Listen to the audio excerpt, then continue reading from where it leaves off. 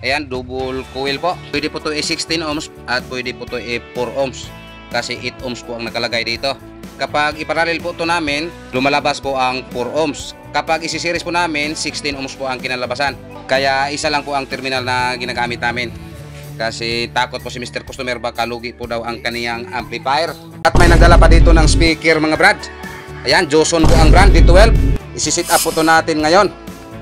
At ito po ang box na isi-sit up natin sa kaniyang dalang speaker na Joson D12. At pagdala po ni Mr. Customer dito nitong speaker na to mga brad ay UP po yung isa na sagad sakon. So inalign po namin, so ngayon okay na. So ngayon isi-sit up po to natin para mamaya mapakinggan po natin tong dalawang Joson kasama po yung miniscope na D12. So ayan po ang box. Ayan po ang box na isi-sit up natin ngayon. At ito po ang speaker na ilulog natin itong box na to. Ito po ang box na miniscope D12. So yo, what's up mga brad? Update po natin yung nag-order nito. Dalawang MCB-D15. Iyan po ay in-order ni Mr. Customer ng taga Lapu-Lapu. Mr. Antonio Pinas ng Lapu-Lapu. Ayan na po ang MCB-D15 mo na dalawang boxer. At isama rin natin sa pag-update itong kay Mr. Customer ng taga Minglanilla, Mr. Anthony Chuan. Ayan na po ang dalawang miniscope mo sir. Loaded by Joson 850. So ayan na po.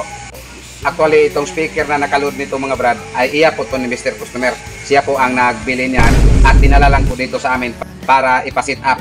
So ayan na po mga brad, may stock na naman po tayo at itong perforated screen. Dahil nung nakaraang Friday, Saturday, mahirap po ipasok sa Cebu City sa ka-traffic. So at ito po ang karga namin kanina. Ayan, marine plywood at itong perforated screen. Ito po pong screen na to ay gagamitin namin sa miniscope 15 at miniscope 18. At may nagdala pa dito ng Voltec speaker. D18 2000. Double mag, napakalaking speaker. 2000 watts D18. 12 inches. At meron pang bolt yung magnet niya para sigurado hindi malaglag. Pasit up po to dito sa amin. Ayan, kung makikita ninyo. Ayan, 12 inches. At sa palagay ko, yung bush coil nito ay 6.5. Ayan, sinimula na po sa pagkabit yung isa.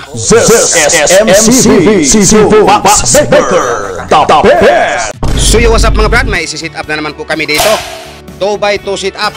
Ito po ang sub at ito po ang mid. Ito po ang ikakabit namin nitong box na to. Miniscope 18 standard. So ayan po. Live Pro 1000 D18.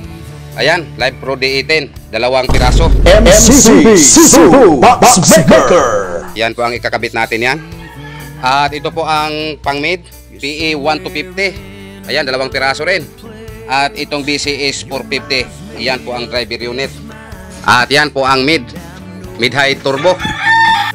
So ayan, simulan na po namin sa pagkabit. So ayan po ang isa.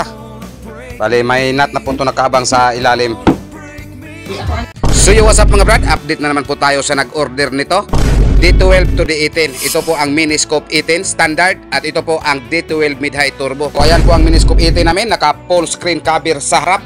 So ayan, napaka safety po tong speaker nito dahil naka full screen cover po sa harap. Ayan. At gusto pa ni Mr. Customer na palagyan ng JBL handle sa gilid. So ayan, tag-iisang speak-on terminal bawat box. So ayan na po Mr. Customer, ang inyong 2x2 setup, dalawang D18 at dalawang D12 mid-high turbo.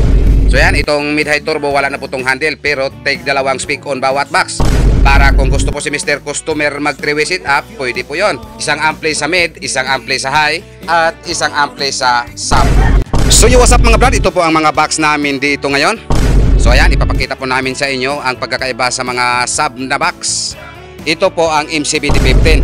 Magkapareho lang po siya sa D18 pero maliit po siya ng konti. So ayan po ang D18 na MCB at ito po ang D15. At ito naman, ito po ang miniscope D12. Magkapareho lang po sila sa miniscope 18 ng design pero magkaiba po sila ng sukat. So ayan po ang D12. Ito po ang D18. Pareho lang po sila ng porma. Magkaiba lang po sila ng sukat sa labas at magkaiba po sila ng sukat sa loob. Pero kung titingnan po sa picture, magkapareho po sila sa loob.